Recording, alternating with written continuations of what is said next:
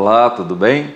Sou Alexandre Borges, um dos apresentadores do programa Vida Plena, e sejam todos muito bem-vindos a mais um episódio. Se você ainda não é inscrito no nosso canal, inscreva-se, curta os nossos vídeos, as nossas programações, os nossos episódios, comenta, compartilha com aquele amigo, com aquele parente que você quer que tenha acesso a esse conteúdo, um conteúdo de qualidade, um conteúdo íntegro, cristão, mas acima de tudo, falando sobre saúde e bem-estar. E eu sou a doutora Valquíria Tupinambá, eu sou médica dermatologista, também sou apresentadora do programa Vida Plena. Hoje nós vamos conversar sobre acne, nós vamos ter uma conversa sobre acne. E se você perdeu algum episódio anterior ou quer enviar algum episódio para alguém, a gente tem agora lá no nosso canal, no canal da Constante TV, uma playlist com todos os episódios anteriores do programa Vida Plena. Vamos lá então, Alexandre, começar essa conversa? Vamos conversar sobre acne. Bem, acne é um tema extremamente relevante, né? Faz parte do nosso dia a dia. Quem nunca teve, né? Na quem adolescência, foi adolescente que não teve, né? Quem não tem um parente, quem não tem um filho acneico, né? Mexe muito com a imagem, né? Da muito, pessoa, né? Autoestima. Né? Quem nunca tá com a pele bonita, né? Então, assim, um assunto extremamente relevante, né? E não tem alguém melhor para comentar sobre o assunto que a nossa colega, apresentadora Valquíria Tupinambá, Valquíria dermatologista. Sim. Então, hoje você vai nadar na sua praia, né, Val? Então, vamos lá. Eu gostaria de começar a te perguntar, começar perguntando para você o que é acne, como é que a gente define quando eu sei que estou com acne, quando eu sei que o meu filho está com acne. Tá, então vamos lá. Então, o que é acne? Então, na pele existe uma pequena unidade que a gente chama de unidade pilosebácea, que são os poros que a gente vê externamente aqui, né? Então, os poros é por onde vai sair um pelo rudimentar, porque tem pelo no rosto, né? Pequenininho, muito rudimentar, mas tem. Então, por esse poro vai sair o pelo e vai drenar a secreção sebácea das glândulas sebáceas. Então, eu chamo essa unidade de unidade pilosebácea. E por motivos genéticos, ambientais, que a gente vai conversar depois, essa unidade ela pode inflamar. E da inflamação dela, a gente vai ter as pápulas, que é aquela bolinha vermelha, ou a pústula, ou lesões nodulares ou císticas. Então, a acne é isso. E pode acometer não só o rosto, né? Pode acometer outras partes do corpo. Tá? Ô Val, e acne é a mesma coisa que cravo? Eles são afins? São estruturas que se conectam? Então, a definição de acne, clinicamente a gente tem as lesões não inflamadas, que são os cravos, a gente chama de acne não inflamatória. E aí a gente tem dois tipos de acne. Dois tipos de lesão não inflamatória. A gente tem aquele cravinho que fica preto, porque sofre um processo de oxidação ali dos debris celulares. Depois a gente pode conversar do que é o cravo em si. E às vezes tem aquele cravo que está fechadinho, ele fica branquinho, né? Então essa é a lesão não inflamada da acne. A gente tem a lesão inflamada, que é quando fica a bolinha vermelha, quando fica a lesão de pus mesmo, amarelinha. Às vezes essa bolinha vermelha aumenta mais de tamanho, aí eu chamo de nódulo. Às vezes aumenta de tamanho e dentro eu encontro um conteúdo mais espesso, aí eu chamo de lesão cística. E tem também as lesões residuais, quando a acne já meio que resolveu um pouco, que aí eu vou ter a lesão cicatricial, que eu tenho as cicatrizes, que são tão temidas, muito, né? Permanentes, definitivas, precisa de mais recursos para tratar. Aí essa lesão cicatricial também tem vários tipos. Eu posso ter uma cicatriz que é mais atrófica, mais funda, ou ela pode ser mais hipertrófica, mais altinha, saliente. Né? Aí de lesão residual a gente tem também a acne resolveu, não está mais vermelho, não está mais inflamada, mas fica aquele fundinho vermelho, é uma lesão residual. E às vezes fica escuro, fica manchado. Quem tem a pele mais morena, a acne resolve, mas aí fica aquela manchinha. Então a gente tem esse espectro da acne, a lesão não inflamada, a inflamada e a lesão cicatricial. E tem tratamento para todas essas situações. A gente pode, quando chegar na hora do tratamento, falar especificamente para cada um desses.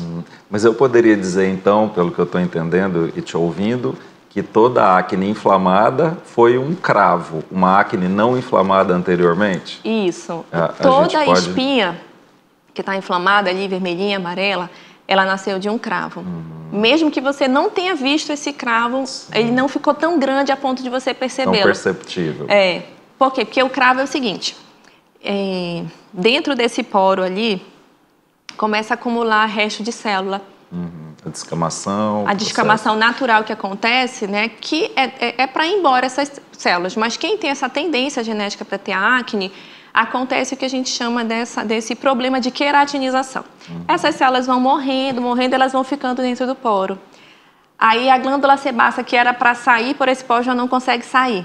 Aí a glândula sebácea começa a se juntar também. Né? Aí ali eu tenho cravo, quando eu tenho só resto de célula e sebo. Daí começa um processo inflamatório. Por quê? Porque a presença do sebo, a presença de resto de célula gera um processo inflamatório, porque aquilo não é para estar ali na pele. O sistema imunológico começa a perceber aquilo como algo morto, e aí vai lá e as células inflamatórias começam a chegar. A bactéria que causa acne, que mora na nossa pele, que é o Cutinobacterium acne, começa a se proliferar, começa a chegar mais bactéria ali, o sistema imunológico começa a vir, células inflamatórias, aí aquele cravo que estava pequenininho já começa a ficar vermelhinho, dependendo da quantidade de célula inflamatória que chega, aí já fica a pústula mesmo, assim, amarelinho. Meio que uma evolução, né? É uma evolução. Então, toda acne inflamada, ela veio de um cravo. Nem todo cravo, é claro, vai virar uma acne inflamada, mas ela veio. Nem que seja microscópico, você não chegou a ver o cravo, mas ele estava ali e ele evoluiu para esse processo inflamatório. E essa bactéria, então, ela é comensal? Ela faz parte da flora da nossa pele? Ela mora na nossa pele e existem vários tipos dessa bactéria, né? Vários filogenéticas diferentes. Então, Cutinobactéria tipo 1, 2, 3, 4, né? E eles moram ali. Quem tem uma tendência genética para acne, o que acontece? Ele acaba que ele tem mais de alguns tipos dessa Cutinobactéria. Predominam os subtipos, que são mais inflamatórios, que ativam receptores inflamatórios. Então, isso tem a ver com uma tendência genética.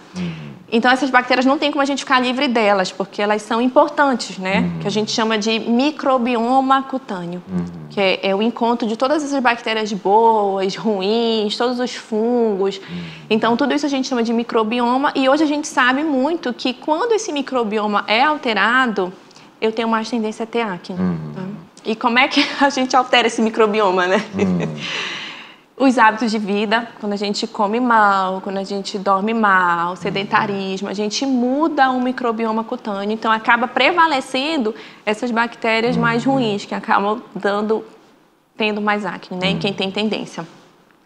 Quando eu não cuido bem do rosto, lavar em excesso, usar sabonetes inapropriados, muita maquiagem, por causa dos conservantes ali que estão dentro da maquiagem, eles podem alterar o microbioma. Então, a ciência tem estudado muito sobre o microbioma cutâneo e como isso está relacionado com a piora e a persistência da acne. E é legal você falar sobre esses cuidados, porque a gente entende, e eu acredito que muitos dos nossos telespectadores também, que quanto mais se lava o rosto, mais se tira a oleosidade, menos chance de ter uma proliferação acneica, né? Teve um estudo onde eles foram avaliar essa questão da lavagem. Se lavar muito, lavar pouco, piora ou não piora a acne, né? Então, assim, lavar muito, 4 vezes piora a acne. Olha só. Quem lavou 2 vezes ficou com a acne mais controlada. Quem lavou só 1 vez também teve mais acne. Olha só, então tem um meio termo. Não é nem muito nem pouco. O meio termo é lavar 2 vezes ao dia. E com as substâncias adequadas para cada tipo de pele. Isso, porque se a gente usa um sabonete do corpo no rosto, geralmente o sabonete do corpo, ele é mais, digamos assim, mais detergente. Ele limpa mais. Certo. E isso acaba mudando o pH da pele. Porque o pH da pele do rosto ele é um pouquinho mais ácido. 4, 5. E quando tu usa um sabonete do corpo no rosto, tu alcaliniza o pH, tu aumenta o pH da pele, aí lá tu leva uma desbiose. Essas bactérias já se bagunçam. E tá tudo ligado. Tudo, né? E é muito legal que esse conceito de desbiose cutânea, ele é extensivo para o corpo todo, né, Alexandre? Todo o corpo, né? Eu estou te ouvindo aqui, na minha área eu estou pensando na quebra da barreira ali da microbiota natural da orofaringe, né? A gente tem as bactérias comensais, elas são importantes, né? No processo da digestão, imunológico, quebra enzimática. Então, assim, mas a partir do momento que uma prolifera e a outra não, meio que perde-se essa barreira de controle, as patologias se instalam. E aí a mesma coisa, então... Na face. É isso que a gente chama de desbiose, né? Quando acontece esse desequilíbrio, porque... As bactérias precisam estar no nosso corpo, né? Sim. Alguns cientistas dizem que tem mais bactéria na pele do que as próprias células nossas, se fosse contar. Olha só. E quando acontece um desequilíbrio, pode levar a doenças e a gente chama esse desequilíbrio de desbiose. Isso realmente tem sido muito estudado nos últimos anos, desbiose intestinal, né? A desbiose intestinal leva a desbiose cutânea. Olha, a gente não sabe como ainda, mas eles se comunicam. Esses ecossistemas, eles se comunicam. Falta só a ciência ver como, né? Mas eles se comunicam. Tanto que comer mal piora a acne, justamente tem uma das relações é a ver com a mudança do microbioma cutâneo. Muito legal. Eu posso dizer que espinha e acne são a mesma coisa? Espinha é um termo mais popular? É um termo mais popular, né? Mas... Só que dentro do espectro da doença acne, eu vou ter espinha, que é aquele amarelinho, eu vou ter o cravinho, né? A espinha, então, é a pústula. A pápula vermelha. Que tem o puizinho. Que tem o puizinho, né? E às vezes não fica pus, mas fica só vermelho, inchadinho, né? A gente chama de espinha. Né? Legal. Muito interessante. E o quadro clínico, Val, assim, é algo local, é só local, assim, a sintomatologia toda, ela é exclusivamente local? Aí depende dos tipos de acne, né? Porque, assim... Tem acne de vários tipos, né? A gente tem acne que acomete o neonatal. O bebezinho tem acne neonatal, né? Que já é um padrão de acne diferente. A gente tem a acne ocupacional. Então, tem paciente que geralmente trabalha com defensivos agrícolas, algumas daquelas substâncias hidrocarbonetos podem dar acne, aí tem um padrão de apresentação diferente, né? A gente tem a acne de medicações. Então, a gente tem paciente que desenvolve... Geralmente, as medicações é uma acne muito igual, que a gente fala, é uma acne monomórfica. Ela é só pústula, só pápula. Não é multiforme. Não é multiforme, como a acne do adolescente, que você olha, você encontra um monte de cravo, um monte de pápula, pústula, é tudo misturado junto, né? Sim. Essas acnes por medicações, elas geralmente são muito iguais. Você olha, é tudo igualzinho, é bem igualzinho. Certo. E aí eu estava falando dos remédios, né? Que remédios podem causar acne? Os corticoides que a gente usa. A gente chega, às vezes, pega no consultório, o paciente cheio de acne nas costas, tudo igualzinho, assim, aí a gente conversa, o que foi que usou, né? Aí a gente lá acaba encontrando alguma medicação. Então, são os corticoides, os anticonvulsivantes, os moduladores do humor com lítio,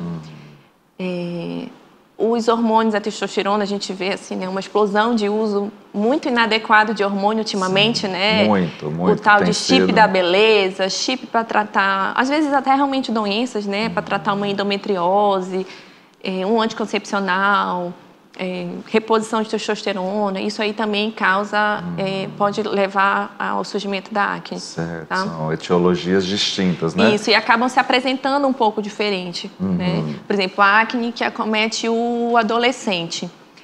Ela é bem no centro do rosto. Bem no centro da testa, no centro da bochecha, do queixo. Aí a gente tem também a acne da mulher adulta, que ela já passou da adolescência e começa a ter acne. Ela não tinha, ela teve, ou pode ter tido. Ou não. Tem mulher que nunca nem entrou teve. Entrou em remissão. Isso. Ou às vezes nunca nem teve. Mas chega na fase adulta, 30 e poucos anos, começa a ter acne. E o que explica essa? Deixa eu só... Ela geralmente vai acometer essa região aqui, ó. Essa linha da mandíbula, né? Aí essa acne da mulher adulta, o que leva? Aí é multifatorial, né? É genético, é alimentar, é o estresse. Às vezes é um excesso de cosméticos, porque cosméticos em excesso também podem piorar a pele. E existe uma questão hormonal na acne da mulher adulta, mas eu costumo explicar para os pacientes assim. Porque quando a gente fala que é hormonal, todo mundo já quer dosar hormônio, né, Alexandre? Sim. É um problema hormonal, então peça meus hormônios, veja a minha testosterona. E o que acontece? É que na maioria das vezes esses hormônios vão estar normais. Eu nem peço, nem é rotina pedir os hormônios, né? O que acontece é que a pele da mulher adulta começa a trabalhar errado com os hormônios que estão certos. Eu digo assim, olha, o seu hormônio está lá caminhando pelo seu corpo, quando ele chega na sua pele, a sua pele é que faz trabalho errado com ele. Por isso que a gente diz que é um problema hormonal. Mas não adianta eu dosar, porque a sua testosterona vai estar normal, né? A não ser quando ela vem ali usando realmente um hormônio exógeno, né? Fazendo uma terapia de reposição com testosterona, aí a gente dosa e vai estar alterado. Certo. Né? Porque... Mas aí é até mais fácil, se for isso, de entender essa relação e já agir, né? Isso, porque assim, as causas endógenas de aumento do hormônio, elas são raras, né? Que seriam os tumores da adrenal, tumor do ovário, que não é uma coisa comum, né? A gente não vê isso com frequência, graças a Deus, né? Aí a gente estava falando Então, das etiologias, né? Falamos de várias etiologias agora, né? E você já comentou alguma coisa, mas assim, acne só dá em rosto? Você falou sobre as costas, é basicamente nesses dois sítios? É basicamente as áreas que são que tem a presença da glândula sebácea, né? Rosto, costas, um pouco de ombro, até um pouco do colo, né? Basicamente essas são as Isso, quando a gente áreas... vê em áreas extras que não tem muita produção de glândula sebácea, ela já é medicamentosa mesmo. Geralmente a gente tem que investigar. Ainda tem também a acne mecânica. Falar porque foi na época da pandemia, que todo mundo usava máscara, a gente via a acne no local da máscara. Porque aquele atrito, né? Obstrui o poro, fricção, começa a obstruir o poro, aí da obstrução vem a inflamação. A gente pegou muito acne nessa época, a gente chamava de mascne. Que era a máscara com a acne. Que legal, olha só como que a coisa... E aí a gente tem que ir se adaptando às situações, né?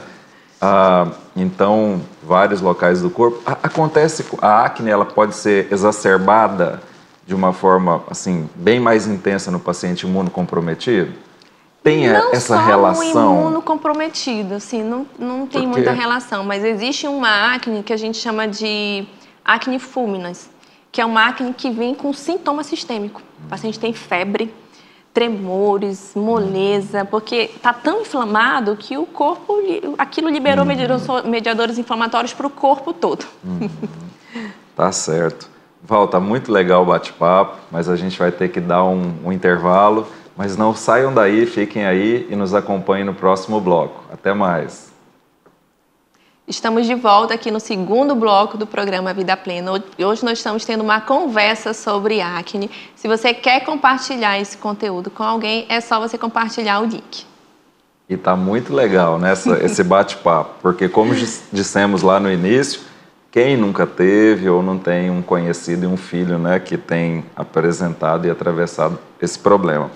Val, tipos de pele e acne. Existem peles mais propensas a desenvolver acne?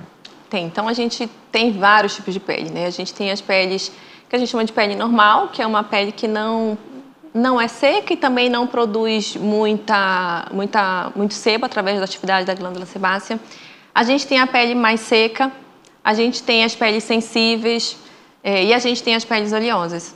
Existe uma tendência leve ali para quem tem a pele oleosa ter um pouquinho mais de acne, mas a gente encontra sim paciente com pele sensível, com pele normal, com pele seca que também tem acne. A gente pensa que por que é mais comum na pele oleosa? Porque a gente já viu que o começo da lesão de acne tem a ver com acúmulo de células nos poros, tem a ver com acúmulo da secreção sebácea. Então, quanto mais sebo a pele produz, mais chance vai ter de acontecer aquele entupimento, desde que a pessoa também tenha ali aquele problema genético, aquele problema da diferença, da queratinização do poro. E é interessante você falando sobre isso, cera de ouvido. Tem pessoas que produzem mais, as pessoas que produzem mais cera são as pessoas que têm a pele mais oleosa. Existe uma relação, as glândulas ceruminosas, elas são mais ativas nas pessoas que têm as glândulas sebáceas mais ativas. Ah, doutor, por que que eu nunca precisei lavar o ouvido? Por que que eu nunca... Meu filho produz tanta cera e eu tenho meu irmão e tal, e eu nunca. E a gente vai... E estudos mostram que existe essa relação. É bem interessante, linkando aí as duas situações. É a mesma coisa também com as glândulas sebáceas no couro cabeludo, né? Geralmente quem tem a pele oleosa vai ter um pouquinho de cabelo mais oleoso, porque também por causa da presença das glândulas sebáceas, desse estímulo, né? Porque as glândulas sebáceas, elas são estimuladas via hormônios, então provavelmente essa pessoa ela tem ali receptores na glândula sebácea, né? Uma quantidade maior de receptor para os hormônios, né? E para outras substâncias que também ativam as glândulas sebáceas. Muito interessante. E fatores genéticos? Existe hereditariedade na acne? Sim, né? Em grande parte tem sim essa questão genética, esse problema ali na queratinização do poro, que faz esse acúmulo de células, isso aí tem sim uma tendência genética. Existe uma tendência genética de cicatriz. Tem paciente que faz acne inflamada e ele não termina com muita cicatriz. E tem um paciente que faz, às vezes, nem faz uma acne tão inflamada e ele termina o processo inflamatório com uma cicatriz. Isso também tem uma relação. Isso tem a ver com a genética. Né? A gente geralmente pergunta dos pais, aí, como é que é o rosto do pai, da mãe? E tem uma relação, sim. Então, se eu fui uma adolescente com bastante acne, provavelmente, pelo menos os meus filhos terão mais chance. E isso é até comum, eu recebo no consultório, os pais levam, assim, o adolescente, está no início da adolescência, ali 11, 12 anos, mas já começou a ter um pouco de acne. Aí os pais tiveram tanta acne que eles já estão preocupados, não querem que o filho sofra, né? O estigma da acne, que evolua com cicatrizes, né? Então, eu costumo receber pacientes jovens com os pais falando isso. Olha, eu tive muita acne, eu não quero que meu filho sofra, aí já quero começar a tratar. Sim, não quer que passem por aquilo que sofrimento, passaram, porque né? com uma acne muito inflamada, né? É ruim, às vezes são até dolorosas. Você vai deitar de lado, aquilo dói, né? Assim, é dor, é o desconforto, é o estigma. Né? E furúnculo e acne tem alguma relação, assim? São coisas totalmente distintas? Tipo, carbúnculo, furúnculo, eu posso encontrar esse tipo de lesão dermatológica? O que acontece, às vezes, é que quem nunca mexeu numa espinha, né, Alexandre? Quem nunca foi lá e espremeu? E aí, quando você espreme, você está levando outros tipos de bactéria da sua mão para dentro da pele, né? E aí, outras bactérias patógenas mesmo, né? Como estafilococcus, né? Você está levando outro tipo de bactéria, aí aquela lesão que só tinha de bactéria, aquela bactéria comensal, que é o Cortinobacterium acne, ela é inflamada com outros tipos de bactéria. E aí, o que era só uma espinha, vira uma foliculite, vira um furúnculo, vai aumentando. Por causa da manipulação. Basicamente pela manipulação. Né? E é comum, a gente fala, não manipula, mas quem eu não vou nem julgar, né? Quem é que nunca quis espremer uma espinha que estava ali amarelinha, um cravinho, uma espinha, é bem complicado. Mas assim, é complicado, mas é sério, a gente sabe que algumas acnes, elas não devem ser mexidas, gente. Na verdade, nenhuma, mas principalmente a acne que acomete esse centro da face, porque essa circulação arterial, a gente sabe que ela se comunica, né? Ela tem vasos comunicantes com a circulação do sistema nervoso central do cérebro. Então, assim, é verdade, gente, não é mentira. Se vocês já ouviram isso, de gente que evoluiu com meningite depois de manipular uma acne, né?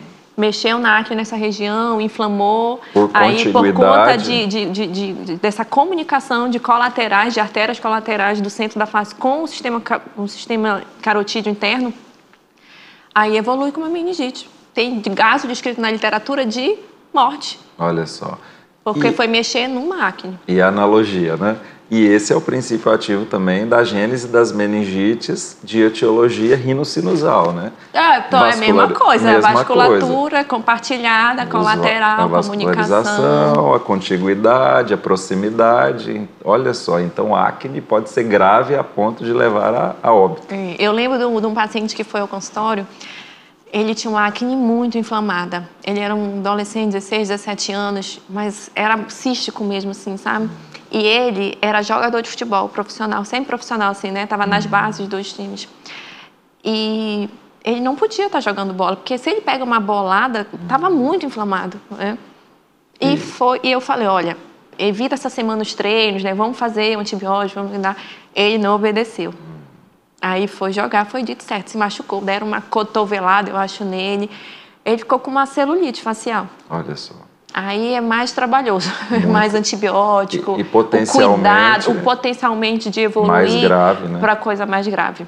Né? É complicado. Val, e alimentação? A gente ouve falar de chocolate, principalmente, né? Chocolate é o grande vilão da acne? É o grande causador? Tem muito estudo realmente hoje falando sobre a alimentação e a acne. Tem alguns aqui que a gente vai falar. Então, vamos começar do chocolate. Perguntou do chocolate, né, Alexandre? Então, o cacau em si, se você comer um chocolate amargo, provavelmente ele não vai piorar a acne, né? O chocolate é até antioxidante, né? Agora, o problema do chocolate é que o chocolate ele tem leite, o chocolate ao leite, o açúcar que é adicionado. Então, na verdade, não é o chocolate, é esse açúcar e o leite. Por quê? Quando a gente faz dietas hiperglicêmicas, ou seja, dieta com alto índice de açúcar, né?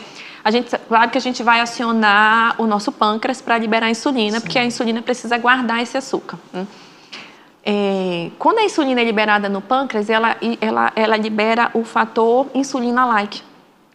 Esse fator, circulando no corpo, vai lá na glândula sebácea e faz ela produzir mais sebo. Né? Um ciclo. Um ciclo. Então, assim, evitar dietas hiperglicêmicas para a gente não piorar a secreção sebácea.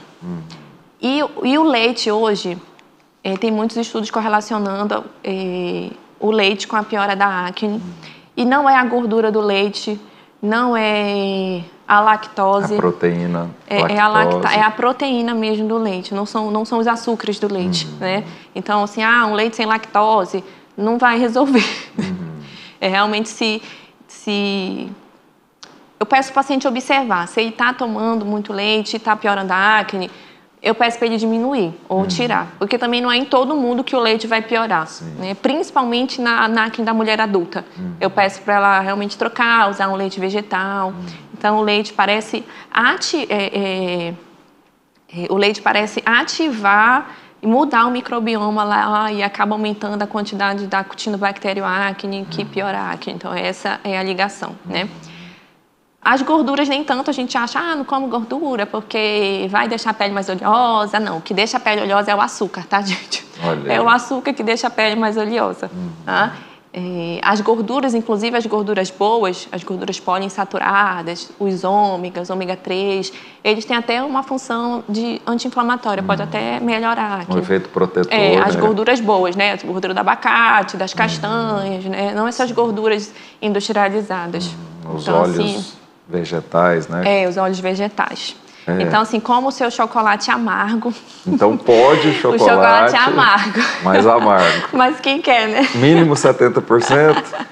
Mas é uma questão de se adaptar, né? De se acostumar. O paladar. É claro que o ao leite, assim, é mais doce, aí adolescente gosta muito mais. Assim, mas... eu tenho acne, nunca mais vou comer chocolate. Não, gente, é comer com moderação, né? Tem gente que eu vai ao consultório e eu pergunto, quer comer chocolate todo dia? Todo dia não vai dar certo.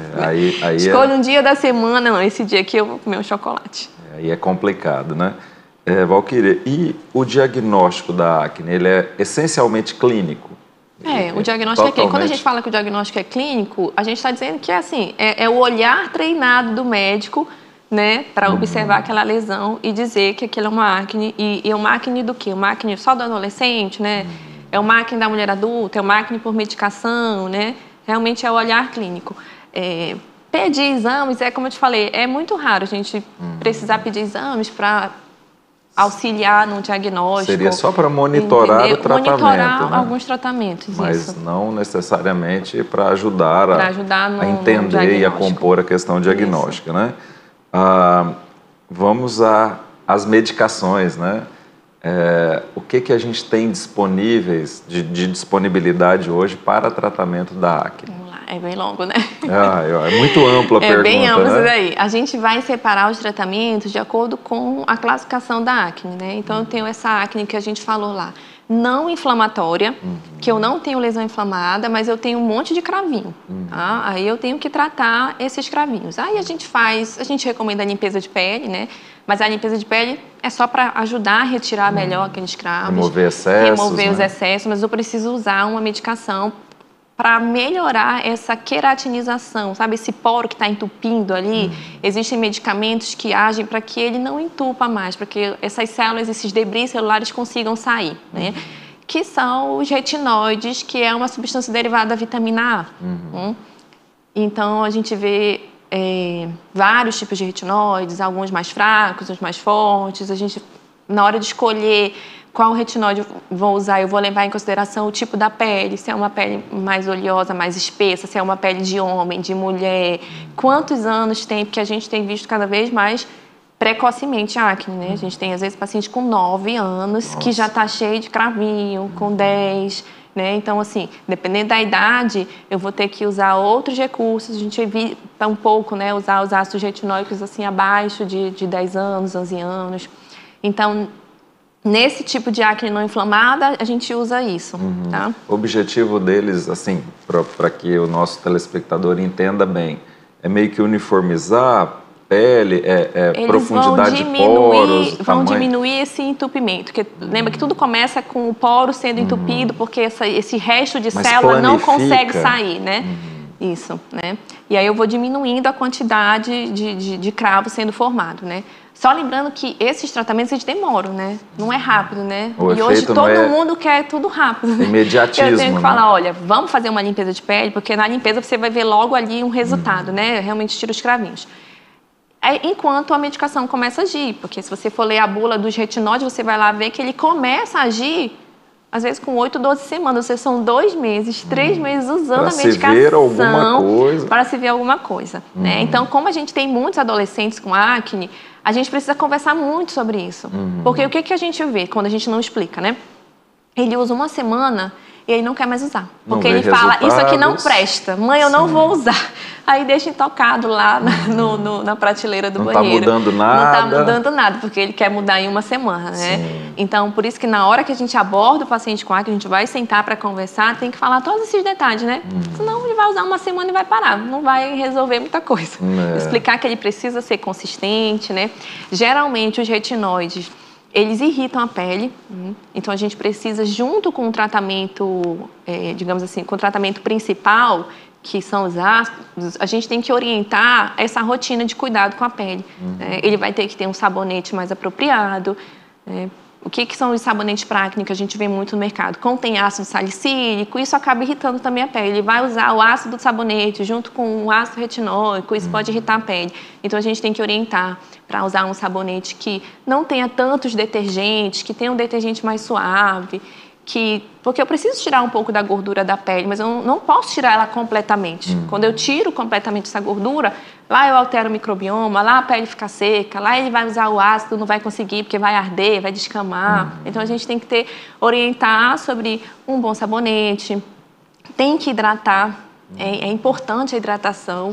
A gente acha que, não, é só um skincare, não. A hidratação na pele da acne, quantos estudos mostram que isso melhora? Porque quando eu hidrato a pele, eu refaço o manto hidrolipídico que está na superfície, eu estabilizo o microbioma.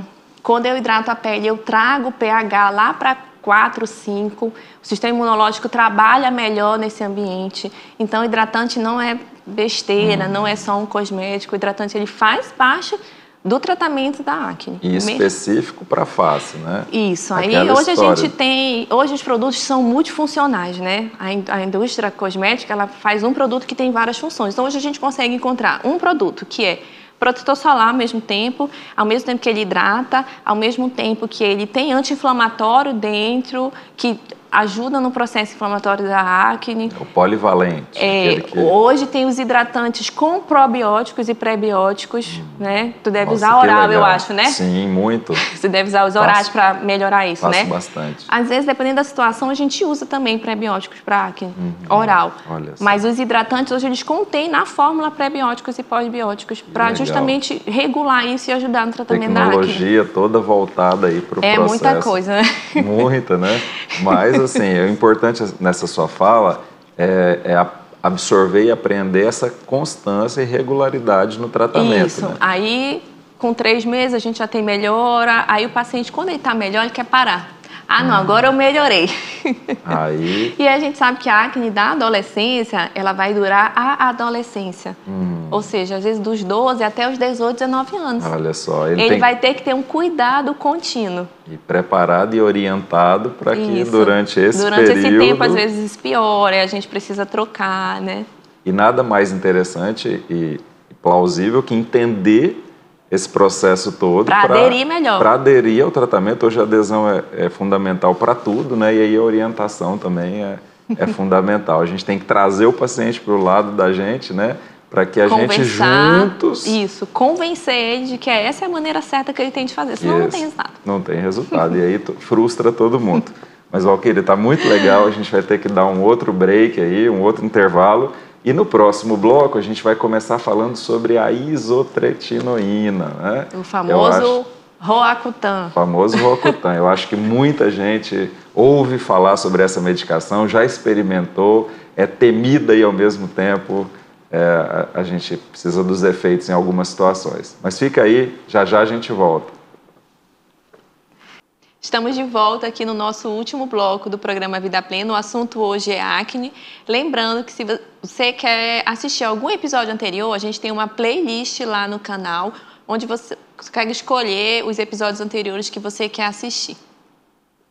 Muito legal, né? Isso tudo fica salvo lá, e aí, se você não consegue acompanhar em tempo real, é só recorrer ali à playlist e sim, interagir e se inteirar, na verdade, de todos os programas gravados, né? Mas, Valquíria, nós terminamos o bloco anterior falando sobre o tratamento, né? A gente estava falando sobre o tratamento da acne não inflamada, que eram os cravos, e aí a gente vai, então, entrar no tratamento da acne, aquela acne mais inflamada, que tem mais lesão pustulosa, a pápula. Aí, nesses casos, o retinóide sempre vai entrar, sabe? O ácido retinóico, ele também entra nessa fase, desculpa. E aí entra os antibióticos, né? Porque a gente vai combater a bactéria que causa a acne, mas também a gente usa... Hoje a gente sabe que o poder do antibiótico ali não é nem tanto combater a acne, ele tem um efeito anti-inflamatório também, né? Não é tão antibacteriano, é mais anti-inflamatório. E aí a gente tem antibiótico tópico, pode fazer uso de antibiótico oral, aí vai depender do grau ali que essa acne está. A gente tem que ter o cuidado de nunca usar o antibiótico sozinho para não gerar resistência, então os antibióticos sempre são associados ou com ácido retinóico ou com o peróxido de benzoíla, para evitar essa resistência bacteriana, né? E, na verdade, hoje tem muito estudo aí sendo desenvolvido para que a gente use cada vez menos os antibióticos, né? Mesmo que ele tenha ali numa dose menor, uso tópico, isso gera uma resistência, né? Então, tem caminhos de estudo tentando buscar outras medicações anti-inflamatórias com essa função. Ô, Valquíria, e uma coisa que eu percebo e já percebi que me chamou a atenção em algumas situações é o tempo que vocês usam, né, do antibiótico oral, isso, por exemplo, o antibiótico oral a gente usa um pouco mais, até 90 dias. Mais do que isso a gente evita, né? Mas a gente usa doses assim, um comprimido uma vez ao dia, né? Mas... E a gente deixa para aqueles casos mais inflamatórios mesmo, né? Realmente precisa ter bastante cuidado, mesmo em umas doses mais baixas, né? Mas esse tempo prolongado... Sim, aí você altera a microbioma, então assim, a gente está buscando realmente outros recursos, né? Eu converso muito com o paciente sobre as mudanças dos hábitos de vida dele, é muito importante isso, né? Que ele coma melhor, que ele durma bem, atividade física, porque tudo isso gera dentro da gente mediadores anti-inflamatórios, né? Atividade física, dormir, tudo isso ajuda na melhora da qualidade da pele. Se puder produzi-los naturalmente, né? Para que usar, né? Mas dependendo da situação a gente vai ter que lançar a mão deles. Sim. E outras modalidades de tratamento? Você comentou então. Aí quando a lesão já está muito inflamada, aquela lesão cística, com muita dor, né? Aí a gente pode usar o famoso Roacutan, que é a isotretinoína, né? A gente usa só para esses casos muito inflamados? Não, né? Esses casos muito inflamados, ele é de cara indicado, né? Eu vi que é uma lesão cística, eu sei que ela não vai resolver tão fácil com as outras medicações. Então, a gente já parte para a isotretinoína. Mas aquele paciente que não tem uma acne tão inflamada, mas ele já tratou com antibiótico, já fez o tratamento certinho e não melhorou, aí a gente vai usar, sim, o Roacutan nesse paciente, tá? Aí lança mão dessa substância. Isso. E como é que ela age na acne? A isotretinoína, ela vai conseguir agir em quase toda a cascata da formação da acne. Por isso que ela é tão eficiente. Porque ela vai agir nessa questão do entupimento do poro, na queratinização. Ela vai diminuir a produção, a produção do sebo na glândula sebácea. Existem até uns estudos mostrando que acontece talvez uma atrofia da glândula, que tem gente que termina o tratamento e mesmo um tempo depois a pele não volta a ficar tão oleosa. Então, ela faz ali o que a gente chama de um down regulation ali no tamanho dessas glândulas. Ela age em alguns receptores que estão na membrana das células, que podem ser ativados pelas bactérias. Então, assim, ela consegue agir... Por isso que ela é tão eficiente. Porque ela consegue pegar várias etapas da formação da acne. Entendi. E por que é uma substância tão temida, Valquíria? Todo mundo tem medo, alguns amam, outros odeiam, né? Mas é preciso, então assim, por que as pessoas relutam, muitas delas relutam tanto em utilizar? Então, eu acho que ano passado, foi ano retrasado, o uso da isotretinoína completou 40 anos. Nossa, olha só. É muito tempo já. Muito. Então, assim, é muita experiência que nós, dermatologistas, já temos no manuseio da isotretinoína, né? E qual é o risco, assim, mais temerário que a gente, como dermatologista, tem? É porque o Roacutan, a isotretinoína, ela é uma substância teratogênica. O que é isso? Se uma mulher grávida tomar medicação, o bebezinho nasce, tem uma chance muito grande de nascer com malformações. É quase certo que vai acontecer, né? É bem provável, né? Então, essa é a nossa maior preocupação, porque esse é o efeito colateral, assim, que a gente se preocupa bastante. É por isso que mulheres em idade fértil que precisam da medicação, a gente precisa blindar ela de uma possível gravidez. É praticamente impossível a gente não usar um anticoncepcional, porque eu preciso realmente que ela não engravide durante o tratamento. Garantias que ela não vai engravidar, né? Você precisa, ao prescrever, ter a certeza de que ela não está tanto durante que tem todo o processo. Exames, ficar acompanhando, né? Então, assim, essa é a preocupação. Mas, assim, eu entendo que às vezes as pessoas não compreendem isso direito e elas acham que se ela tomar Roacutan, ela nunca vai poder engravidar mais. Não é isso, tá? Eu ouço isso. É durante o uso. E, claro, depois que parou de usar, a gente vai esperar ali um período de 2 a 3 meses. A bula fala até menos, mas para ficar garantida, eu falo, olha, vamos esperar 3, 4 meses, aí você está liberada para engravidar, não tem problema, né? As pessoas fazem essa confusão porque existe um outro remédio que também é parente do Roacutan, né? Que é o acitretin, que a gente usa para outras doenças. Ele faz um depósito na camada de gordura e a recomendação é que a pessoa fique alguns anos sem engravidar. Mas aí é um outro, é parente do Roacutan, mas não é o Roacutan. Acho que as pessoas fazem essa confusão. Aí, né? Essa substância requer um tempo maior. Ela requer um tempo maior, às vezes de anos, para a mulher poder engravidar, né? Aí quais são os outros problemas que as pessoas ficam com medo, né? Porque ele pode fazer alterações no perfil lipídico. Então, pode aumentar o colesterol, triglicerídeos, pode fazer uma hepatite medicamentosa, né? Fígado. Então, a gente tem que acompanhar as enzimas do fígado.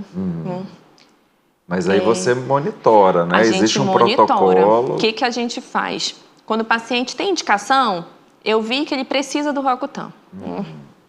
A gente vai conversar e a primeira coisa é fazer exame de sangue, né? Começa antes de começar já tem que fazer, porque se ele já tiver com um fígado gorduroso, com as enzimas do fígado lá em cima, não é prudente eu começar, né? Seria uma contraindicação, pelo menos relativa. Pelo menos relativa, até ele resolver um pouco, temporária, né? E a gente voltar. Aí a gente dosa o colesterol, triglicerídeos, para ver se não está muito alto, ou até para acompanhar o quanto ele subiu, o quanto ele vai subir, ou não, porque às vezes nem sempre sobe, tá? A gente pede, se for mulher, vai pedir o beta-HCG, porque eu preciso saber se ela está ou não está grávida, né? Esses são os exames. A gente pede, tá tudo ok, a gente vai começar o tratamento. Aí ele vai fazer o primeiro mês de tratamento, faz a dose, e aí quando termina o primeiro mês tem que repetir o exame. Fazer tudo de novo. Porque geralmente, como a gente já tem muitos anos de uso, 40 anos, os últimos consensos sobre o uso da isotretinoína mostrou que as principais alterações elas vão acontecer no primeiro mês. Se não aconteceu no primeiro mês, provavelmente não vai acontecer, ou vai acontecer muito pouco. Mas mesmo assim a gente tem que continuar e aí te essa dá segurança para te dá segurança para o próximo uso ser mais extensivo. Aí eu já monitoro depois de 3 meses, de 4 meses, né? Porque o tempo do tratamento é um pouquinho longo, né? Tempo de tratamento seria a próxima pergunta. Antigamente, a gente baseava o tempo de tratamento muito no peso do paciente, né? Aí a gente fazia doses altas, 2 comprimidos por dia. Hoje, a gente já começa com dose baixa. É melhor fazer uma dose baixa e fazer por mais tempo e ele ter menos efeito do que ele ter muitos efeitos adversos, né? E hoje a gente vai monitorando o resultado, né? Em média, dá 6, 8 meses de tratamento. Mas se deu 6 meses, 8 meses, o paciente ainda tem lesão ativa, eu vou continuar. Prolonga entendeu? O processo. Então, não é um tempo determinado, é a avaliação clínica. Entendi. Né? Mas, em média... Em média, 8, 10 meses, porque eu prefiro fazer a dose baixa para o paciente ter menos efeito. Entendi. Né? E que menos efeito é esse? Porque esses efeitos de aumentar o colesterol, comprometer as enzimas do fígado, eles não são comuns não, Alexandre. É muito raro. São aquelas possibilidades. A gente usa muito o Rocutan, a gente tem uma experiência grande e é raro os casos que a gente pega de aumento. Não né? é comum você ter que interromper o tratamento abaixar a dose, porque às vezes tem uma elevaçãozinha da enzima, mas não tanto a ponto de ter que tirar. E tateando, né, a situação. Isso, aumentou o colesterol, mas não aumentou tanto. Aí eu falo, olha, vamos melhorar a alimentação, fazer uma atividade física que dá para continuar. Né? Não precisa necessariamente interromper. Interromper.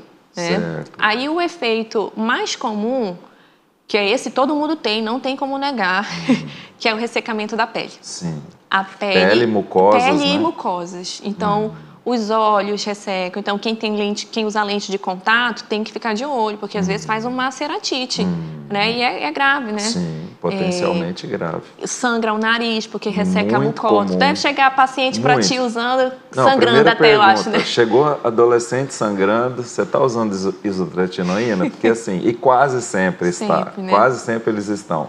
Então, assim, muito comum. Né? Mas isso tem como contornar, né? Eu vejo que usando doses mais baixas é menos comum. Existem géis de ácido hialurônico, o próprio soro mesmo, né? Que a gente orienta que o paciente utilize. Os lábios ressecam, né? Aí tem que estar usando hidratante labial várias vezes ao dia, porque quando resseca muito parte, aí fica dolorido, né? Ao sorrir, né? Isso, hidratar a pele do rosto, o corpo fica ressecado, né? Então, são efeitos, assim, esse eu digo para o paciente que ele vai ter.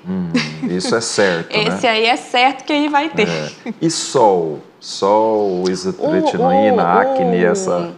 Os ácidos retinóicos, que a isotretinoína, na verdade, também é um derivado da vitamina A, só que é uma medicação oral que a gente faz, né? Eles deixam a nossa pele mais fotossensível, tá? Então, se a gente evitar a exposição solar, porque a pele fica um pouco mais fotossensível, né? Então, quem vai fazer o Rocutan, ele recebe a receita do Rocutan e ele recebe uma receita de skincare, onde ele tem que usar protetor solar, onde ele tem que lavar, usar um hidratante, usar um protetor labial. Então, assim, são muitas coisas juntos, né? E isso acaba, às vezes, ali, a aderência, né? Sim. Mas o que eu vejo, assim, que geralmente quem tá com muita acne, né? Aquilo tá incomodando tanto, né?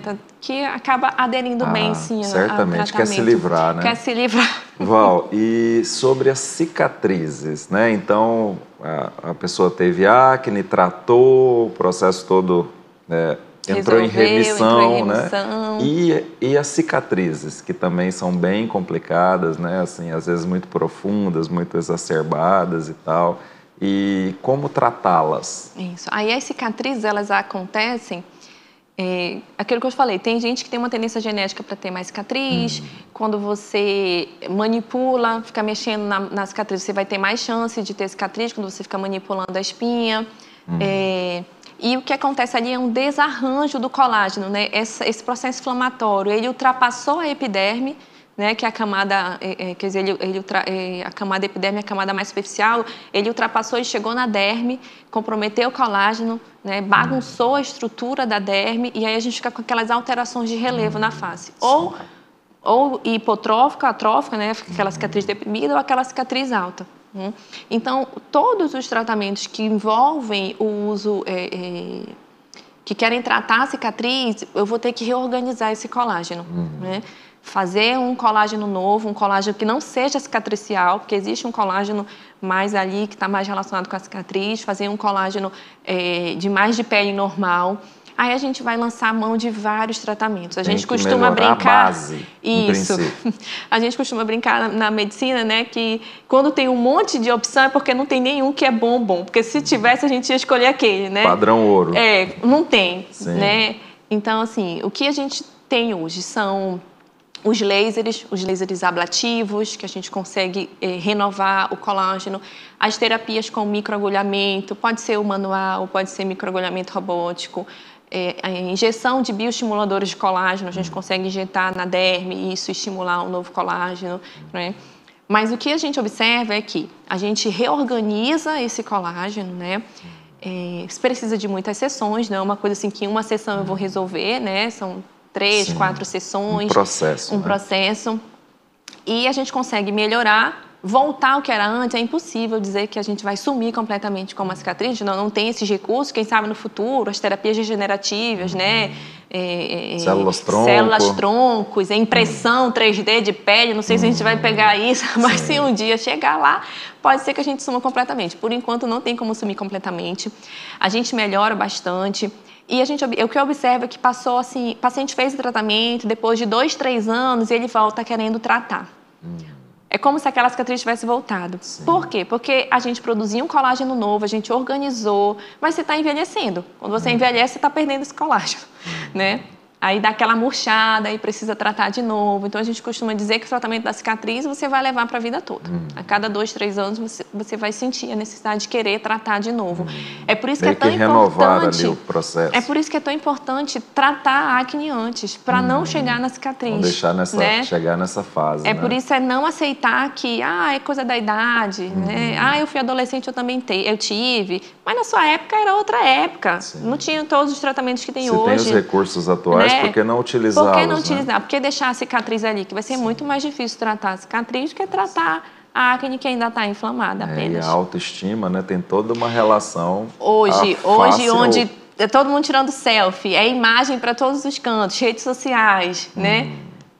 Na nossa época de adolescente não tinha isso, né? Eram outros tempos, né? Eram outros tempos. Mas, Val, poxa, tá muito legal o bate-papo, a gente já está caminhando para o fim do programa. Eu queria que você fizesse um fechamento aí. As considerações sobre a acne. Finais, orientasse. É claro que todo o processo já foi bem interessante, mas deixa aí algumas orientações para os nossos telespectadores. Então, assim, se você está sofrendo com acne ou seu filho está sofrendo com acne, não deixa ele se automedicar. A gente pega adolescentes que tentam passar cremes caseiros e acabam danificando a pele, né? Procura um profissional, procura o dermatologista, ele é o profissional mais capacitado para te orientar, para fazer um tratamento corretamente. Muito bom. E eu quero encerrar com uma coisa que eu ouvi no consultório. Paciente com epistaxe sangrando, e aí eu perguntei, você tem usado isotretinoína? E a adolescente me disse, tenho, mas não me peça para parar. Ela devolveu a minha autoestima. Então, assim, totalmente, eu acho que ela resumiu ali, né, na situação. Ela optou e não quer mais aquele quadro. Estou sangrando, mas eu quero terminar meu tratamento. Está sangrando, isso aqui dá um jeito de resolver, porque eu não vou interromper o tratamento, né? Então, é autoestima, né? Eu acho que quando a gente trata essa questão, a gente renova e restabelece a autoestima. Obrigado, Val. Foi muito legal bater esse papo com você, aprender um pouquinho mais. Obrigado, pessoal que está em casa. Um grande abraço e até o próximo Vida Plena.